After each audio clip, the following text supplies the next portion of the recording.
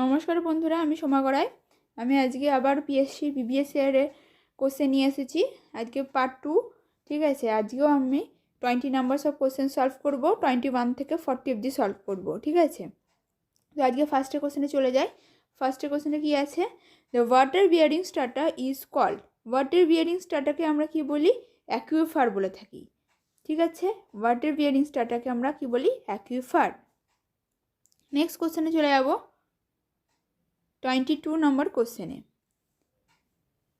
Runoff from precipitation is intended to be discharged into soil.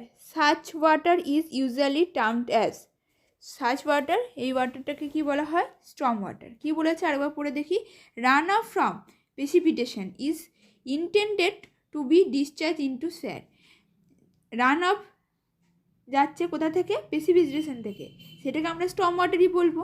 Ground water কোথায় থাকে? আমাদের যেটাকে বলি কি ওয়াটার টেবিল। ঠিক আছে, বা আমাদের যেটা গ্রাউন্ডের নিচে থাকে। ঠিক আছে, আর স্যানিটারি ওয়াটার তো জানি, যেটাকে সোয়ার বলে। ঠিক আছে, তাহলে এক্ষেত্রে হবে কি? Option A. এ হচ্ছে কারেক্ট অ্যান্সার। নেক্সট কোশ্চেনে চলে যাব 23 number question. Isometric projection of a sphere is. Isometric প্রজেকশনের স্পেয়ারটা কীরকম হয়? এই সার্কেলের মতো হয়। অপশান বি হচ্ছে তাহলে এক্ষেত্রে কারেক্ট অ্যান্সার। নেক্সট কোশ্চেনে চলে যাই 24 number question. The water absorption of the aggregate use for road making should not exceed. এগ্রিগেটের ওয়াটার অ্যাবজর্বেশন কার বেশি হবে না? 0.6% বেশি হবে না। 0.6% বেশি কিন্তু ওয়াটার অ্যাবজর্বেশন হবে না এগ্রিগেটের। অপশান এ হচ্ছে কারেক্ট। নেক্সট চলে যাবো 25 number question. A vertical or sloping member along the edge of a pavement in urban area is called. Vertical or sloping member along the edge of pavement, এটাকে কী বলা হয়? Curve. এখানে ভালো করে স্পষ্ট ওঠেনি, এটা কি আছে? Curve, KERV, curve. ঠিক আছে, ভার্টিক্যাল স্লোপিং মেম্বার থাকে রোডের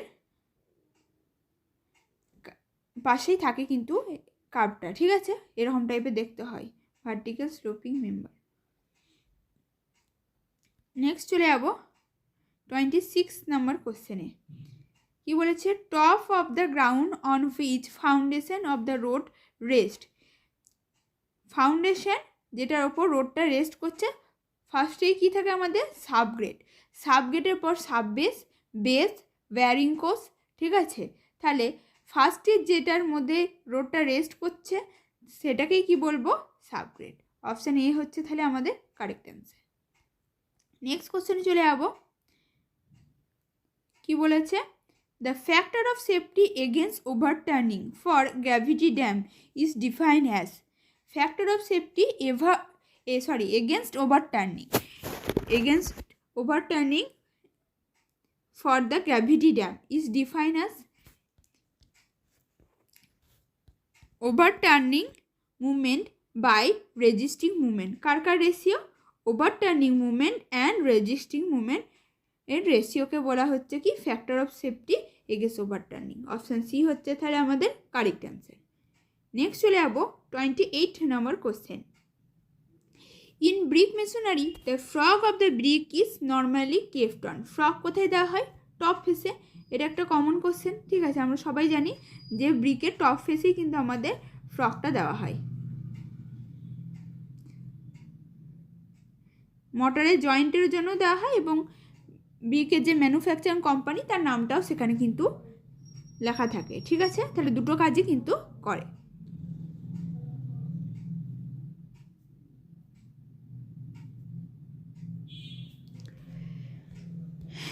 নেক্সট চলে যাব 29 নাম্বার কোশ্চেনে। কি বলেছে? Euler's critical load for the column is. Euler's critical লোডের ফর্মুলাটি কি? Pi square EI by L এফেক্টিভের স্কোয়ার বা L স্কোয়ার। ঠিক আছে, pi square EI by L এফেক্টিভের স্কোয়ার। এই যে বাকিগুলো আছে এক একটা ক্ষেত্রে এক এক রকম হয়। বোথ এন হিঞ্জ, তারপরে 1 N fix, 1 N free, both N fix. ঠিক আছে, এক এক সময় এক রকম হয়ে থাকে। কিন্তু যদি বলে যে ইউলাস ক্রিটিক্যাল লোড ফর্মুলা, তাহলে এটাই হচ্ছে আমাদের বেসিক ফর্মুলা। এটার থেকে আমরা যখন লোড হিসেবে ভ্যারি করবে তখন সেটা কিন্তু তখন দেখে নিতে হবে, যখন বলে দেওয়া থাকবে তখন যে কীরকম হচ্ছে, ফিক্স হচ্ছে না ফ্রি হচ্ছে সেটা বলে দেওয়া থাকে। নেক্সট কোশ্চেনে চলে যাবো 30 নম্বর কোশ্চেনে। কি বলেছে? The method of irrigation by which water is supplied in the form of spray performed পাইপের মধ্যে দিয়ে স্প্রে করা হচ্ছে, ঠিক আছে, তখন সেটা কীরকম হয়? স্প্রিংলার ইরিগেশন হয়। কীরকম হয়? এরকম থাকে, একটা নজেল থাকে উপরে, সেখান দিয়ে আমরা এইভাবে স্প্রে করা হয়, এটাকে বলা হয় স্প্রিংলার ইরিগেশন। নেক্সট চলে যাবো 31 number question. A hydraulic jam occurs when a channel has a break in grade from. Hydraulic jam occurs from কি হবে?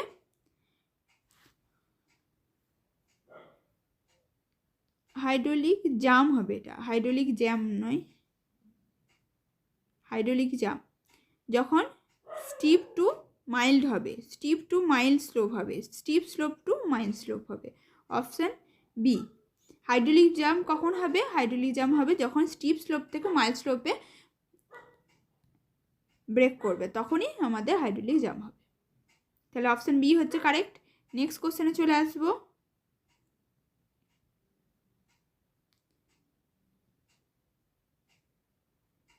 (32 number question. Bacteria that oxidise organic matter in the absence of dissolved oxygen are known as.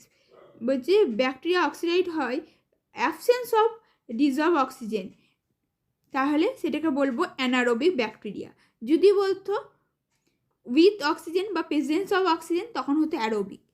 Without যখন হবে তখন হচ্ছে anaerobic. আর without যদি বলে তাহলে হবে ফ্যাকাল্টেটিভ। ঠিক আছে, তাহলে অপশান সি হচ্ছে কারেক্ট অ্যান্সার। নেক্সট কোশ্চেনে চলে যাব 33 নম্বর কোশ্চেনে। In India as per is code water consumption per capital per day for domestic purpose. Domestic পারপাসে আমাদের কত লিটার লাগে? 135 লিটার। ঠিক আছে, এখানে আইএস কোড নাম্বারটাও দেওয়া আছে, যে কোড অনুযায়ী আমাদের কিন্তু ওয়াটারের কনজাম্পশন হয়ে থাকে। তাহলে কোড নাম্বারটাও একটু দেখে রাখবে, যদি কোনো কারণে কোশ্চেনে চলে আসে তখন কিন্তু আমরা করতে পারবো। ঠিক আছে, আর ডোমেস্টিক পারপাসে কত না হয় আমাদের 50% কিন্তু কনজিউম করা হয়। ঠিক আছে, নেক্সট হচ্ছে 34 number question.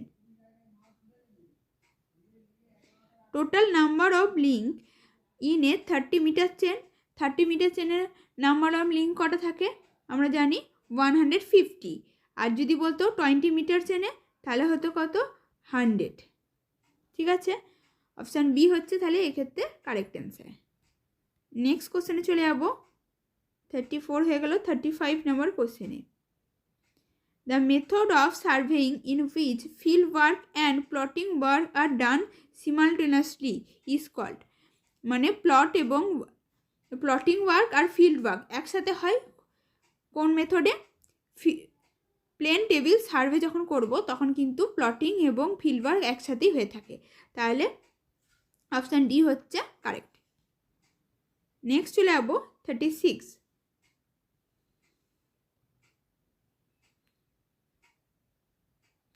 The road connecting capital city of state is called. Capital cities of state বলেছে, এটা অনেক জায়গায় কিন্তু স্টেট হাইওয়ে আছে, কিন্তু এটা ন্যাশনাল হাইওয়ে হবে। ঠিক আছে, তোমরা এটা ভুল করো না, এটা কিন্তু ন্যাশনাল হাইওয়েই হবে। অপশান ডি হচ্ছে correct. The total horizontal pressure p per metre length of retaining wall at a depth H meter with weight of filling W in kg per meter square, the angle of repose of the soil phi is. তাহলে আমাদের total horizontal pressure করতে হবে per metre লেন্থে।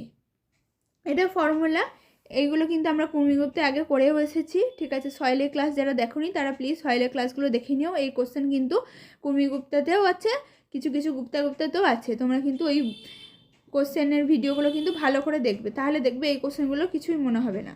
কিছু uncommon question অবশ্যই থাকবে, ওই বই থেকে কিন্তু সবসময় কপি হয় না, কিন্তু কিছু কমন কোশ্চেন ওই বইগুলো থেকে থাকেই, ঠিক আছে। তাহলে অপশান ডি হচ্ছে কারেক্ট। নেক্সট কোশ্চেনে চলে যাবো 38 নম্বর কোশ্চেন।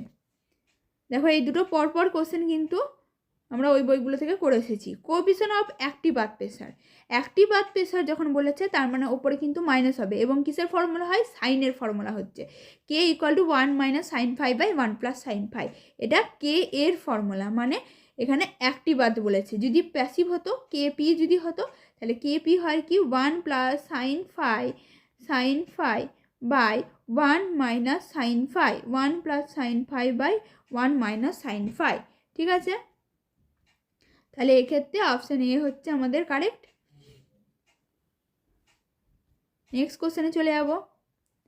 কি বলেছে, a functional equation for specific gravity G, water content W, void রেশিওন করেছে, এটা হবে রেশিও, এনটা হবে না, E, and degree of saturation যদি এসআর হয় তাহলে আমাদের ফর্মুলাটা কীরকম হয়। আমরা জানি কি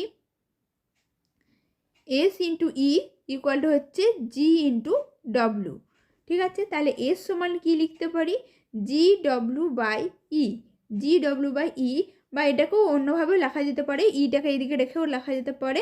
কিন্তু দেখো এখানে কিন্তু প্রত্যেকটাই ইনকারেক্ট হচ্ছে, কোনোটাই কিন্তু মিলছে না। এটা যদি এস হতো, কারণ দুই দিকে ডব্লু হবে না, এইটা যদি এস হতো তাহলে এটা কিন্তু কারেক্ট হতো। তার মানে এটা প্রিন্টিং মিস্টেক আছে, অপশান সিটাই করছি, এবং এইটা এস করে নেবে তোমরা। নেক্সট এবং আজকের মতো last question, 40 number question. A wall constructed to retain the earth from the slippage on the hill side of a roadway is called.